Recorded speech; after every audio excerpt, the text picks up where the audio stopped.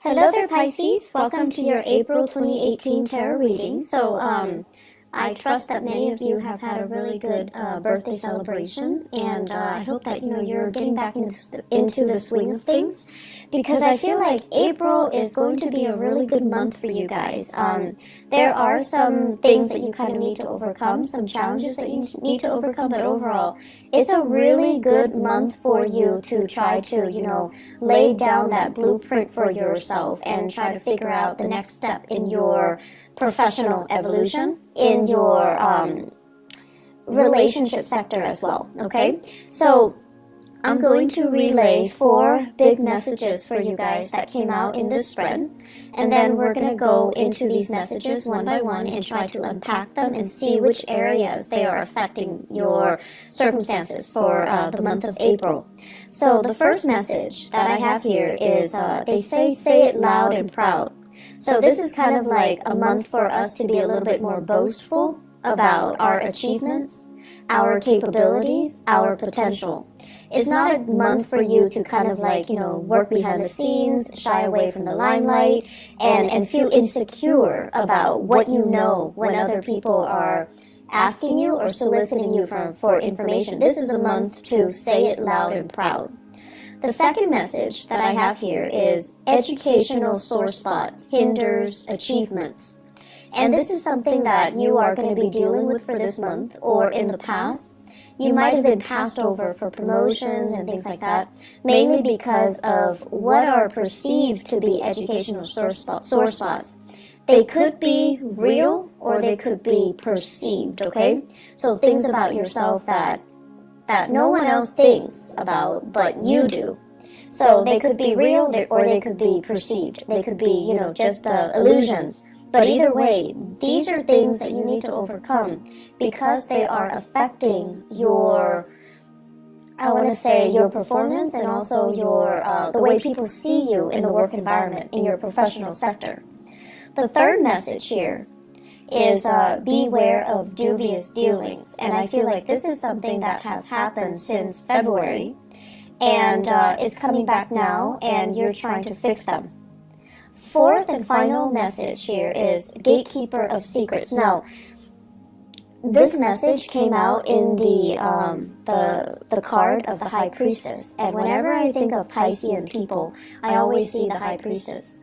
People that know a lot, that have a lot of other people coming to them in confidence, telling them things that shouldn't be repeated. So you are kind of like that reservoir where people kind of dump their secrets. And in essence, you're the gatekeeper of secrets. But I feel like there are things here that you're not aware of, and you're not really aware of why it's happening. And I can explain a little bit about that for you in a little bit, okay? So, the first thing that I want to talk about here, say it loud and proud.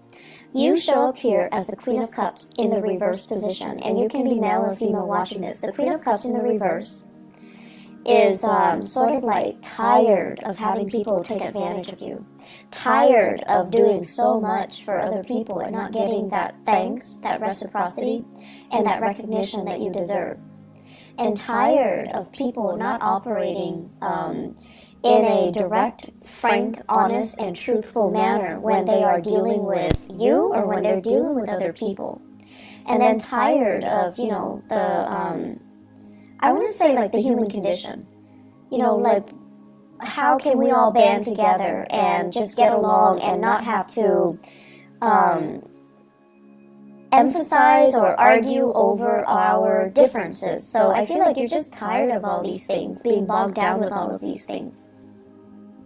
What I am feeling overall is many of you, the environment that you grew up in, I feel like people were just very inconsistent, okay? So could be mom and dad, could be siblings, whoever it was that raised you, the environment itself, it seemed to me like it seems like, different extremes. You might have been in a household where people follow things to the T. They were very dogmatic when it comes to their opinion, when it comes to their political, ideological, religious beliefs.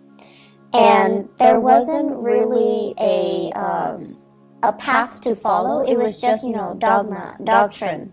And they didn't really think for themselves, and they told you what you had to do. And you're not really making that connection between what you had to do and exactly why you had to do those things. So you just did it. You just obeyed. And then for others, it's like growing up in a household where people were very, very inconsistent.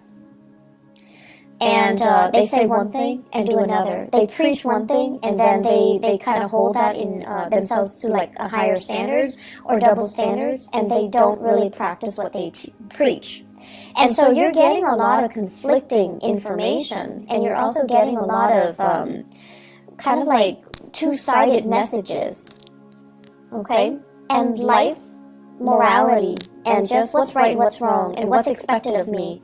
Expectations became very, very confusing.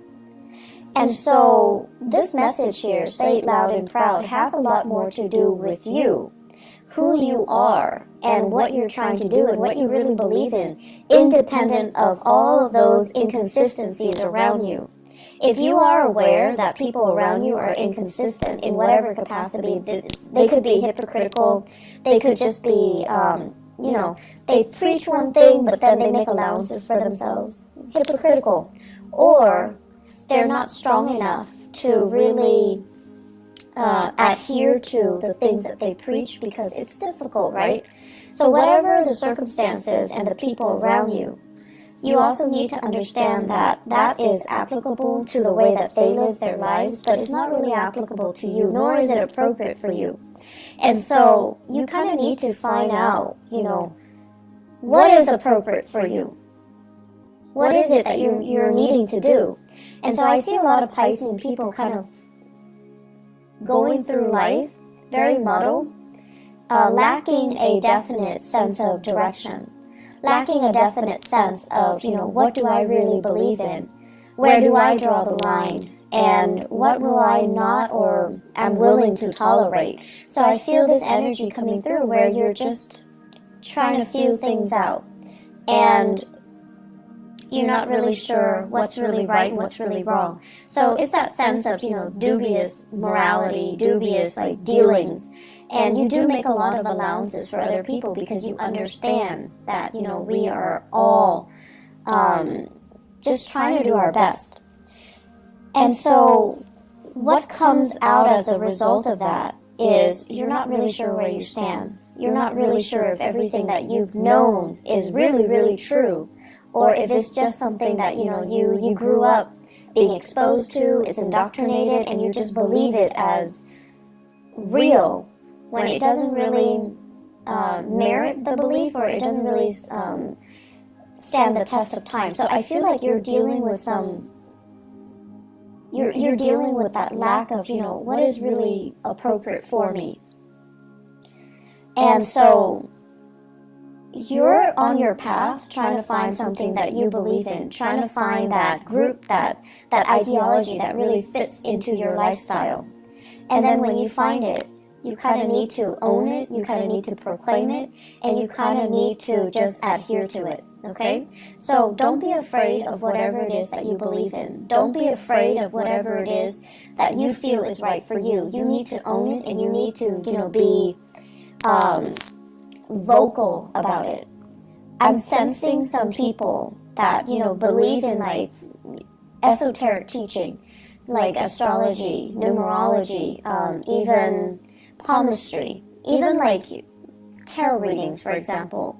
But you kind of hide that part of yourself. You feel like, no, other people aren't really going to accept me. But at the same time, you want to expose it because you want to find a community or people who are like-minded, but you're afraid. So it kind of takes the back seat. You never really talk about it. And then in time, it kind of, it's like on the back burner. And then for others, you might have really strong, religious, political, whatever beliefs. And you're very subtle about it. And so you don't really tell people how you feel. You don't really preach it. You don't become, politically or religiously or whatever active. Or you don't become that advocate. And then over time, people ask you, how do you feel about this?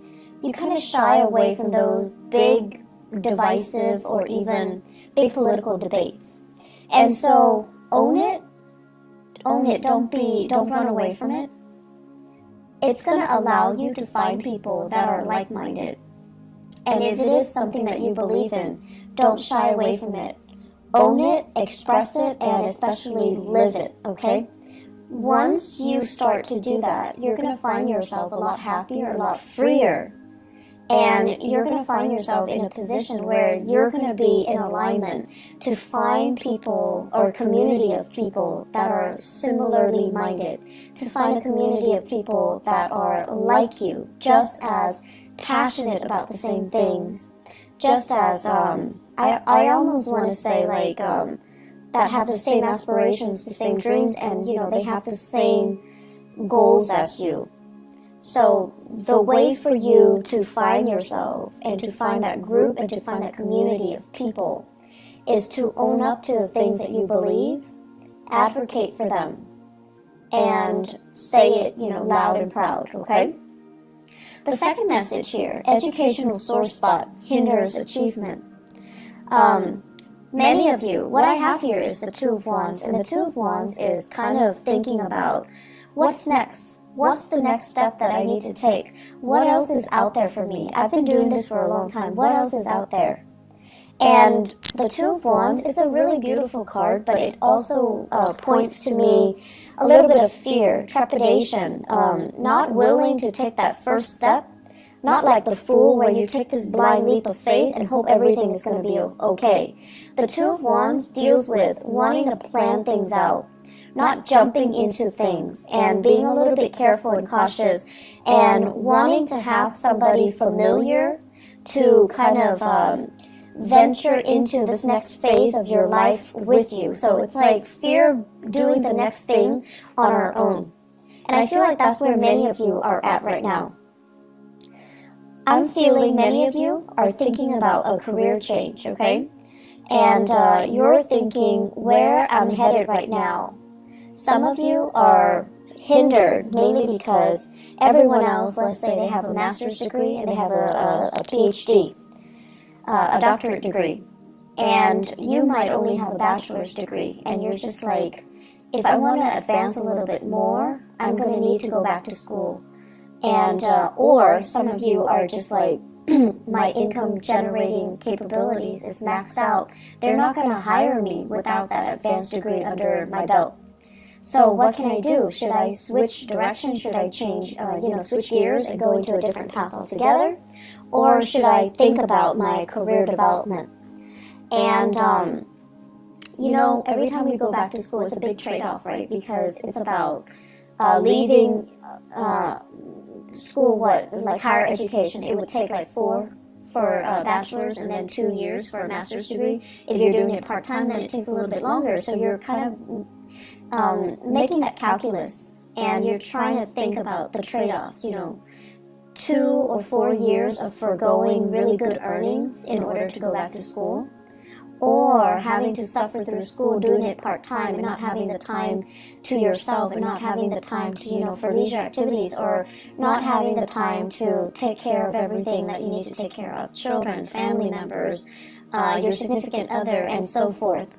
So for many of you, it's a very difficult decision. It's a big trade-off. I would advise that you do it because investing in yourself, it's always a good decision. And if you think of education as a huge investment in ourselves, that's the way we have to look at it.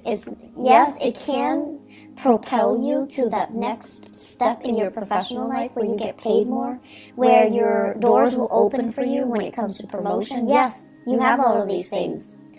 But ultimately, education is an investment. And the reason why you might not have taken this route is because you feel like I can learn through unorthodox ways. Like, I can learn through life. I can learn through working.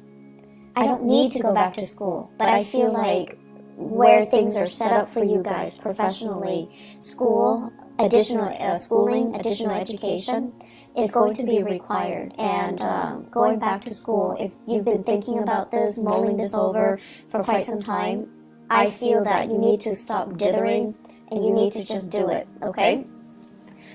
So big discussions are coming here in your professional life. And I feel like for many of you, there are people advancing, people that are new in the organization. They're advancing. And I also feel many of you are keeping in touch with your peers through social media. And you're seeing them progress professionally in their career. And you're seeing that, a few years ago they went to school. They disappeared. They just disappear off the face of the earth, off social media. And all of a sudden, they've got their degree. And now they're like in a really good position. And I feel like that's becoming a big motivation for you. And it's there for a reason. I do think things happen for a reason, so really think about that. Others of you have already reached that zenith. So it's like you're at the top of that mountain. And you're trying to figure out what's next. What's next for me? Do I want to stay here? Do I want to go abroad? So I feel like you're staying here. The reason why you're staying here and you're not really pushing yourself to go abroad or pushing yourself for something new is because you have all of these, I want to say, earthly belongings, earthly possessions. So the message I'm hearing here is part ways with your earthly possessions. Homes, mortgage, car payments, like all these little things. Well, they're not little. In the greater scheme of things, they are small. But where you are right now, these are things that you have spent a lot of time building up. Okay, so they're not just frivolous things. But I also feel many of you are really good, are really into collecting antiques, collecting like beautiful, artwork, and I'm seeing like big picture frames. I'm seeing many people doing a lot of art, like collecting paint, but I do see a lot of paint, and it's like paint palettes or makeup palettes, but there's a lot of it, brushes and things like that. And those things are expensive. And if you were to leave them behind, it would take you years to accumulate the same amount. And so you have all of these earthly belongings, earthly possessions that are really weighing you down more than anything. And I know that you're aware of it. But it's really hard for you to, think about them not being in your life, mainly because they're recreational things that you can fall back on. And they took a really long time to accumulate, so you're not ready for that process. But I definitely feel you're being bogged down with a lot of material things, and it is time for you to kind of sort through and figure out exactly why that's there, and whether or not, whether or not they're really hindering your ability to be mobile, your ability to come and go as you please, your freedom of movement overall. My rule of thumb overall when it comes to things around the house, if you haven't touched it in 3 months, throw it out, donate it, whatever it is, okay? When it comes to clothing, and if you live in a more seasonal location where you have summers and winters, if you haven't touched it in 6 months, donate it, throw it out. So that's my rule of thumb to a more minimalist lifestyle. You're going to find yourself a lot more happy, okay? So others of you, you have the education, you have the credentials, but I definitely feel like a severe lack of self-esteem. And with the Queen of Cups in the reverse, it's almost like feeling overshadowed or feeling overpowered in some way as a child. So that means, you might have had siblings that overshadowed you. You lived in their shadows. And it's inadvertent. It could be deliberate or inadvertent. But you always think of yourself as like, oh, they're a lot smarter than me. They're a lot more successful. They have, beautiful children. They have a beautiful house. They make more money than me. So that's your personal hang-up, okay? And you kind of need to release that. And then for others of you, feeling overpowered as a child, having parents that imposed a lot of expectations on you, and they were so perfectionistic that you felt like everything you did was not good enough. And so that can also be, very traumatic. And so you become an adult where you speak in a way that is very meek, that is very evasive because you don't want to be judged. You don't want to deal with criticism. And so speak up for yourselves. Proclaim things loud and proud. And own up to your own ideas. And own up to, you know, just how intelligent you are. Okay? And this month, there will be opportunities for you to kind of get involved, get your hands dirty, do things, whether it be more of the creative nature or a little bit more, you know, technical. Whatever it is, you're going to have an opportunity to shine in your work environment. And then you're going to start to see this whole time that you've been hanging, you've got these hang-ups that you needed to get rid of. And so you're going to start to shine. People will start to see you as a force to be reckoned with. And they're going to start to see how intelligent you are, how capable you are. And the whole time, I feel like you were hiding this part of yourself. So you have an emergence here. And I also feel for many of you, you're getting your first wave of support through love relationships. Either it's like a new relationship where someone is just like, hey, you're actually really good at this. You should do this more. They're giving you that encouragement. They're giving you that love and that support. And because of that, you're able to kind of believe in the things that that they're saying that's really great about you. Okay, so it's like gaining in self-confidence again. So, third message here, beware of dubious dealings. There's something going on here in your work situation where I feel almost like many of you are dealing with really sketchy environments. Somebody's telling you, you know, I did this, I committed fraud, I got involved in all of these things, and you just annotate it, but you can't really expose it. So it could be like confidentiality agreements between you and a client. If you're like a social worker, a therapist, even a paralegal assistant, like a paralegal or even a lawyer. Okay, so for those of you in the legal profession or in the humanitarian profession, someone is telling you a lot of shady things that they have done or that have been done to them. You're annotating everything, you're documenting everything, but you're not really divulging information. So I feel like confidentiality. And then for others, I feel like there have been some shady financial dealings, things like done in the darkness of the night, people getting paid under the table, and things like that. So discussions regarding these issues, discussions about what I'm seeing here is it's the 5 of Cups, and then the deck that I'm using says Mars in Scorpio.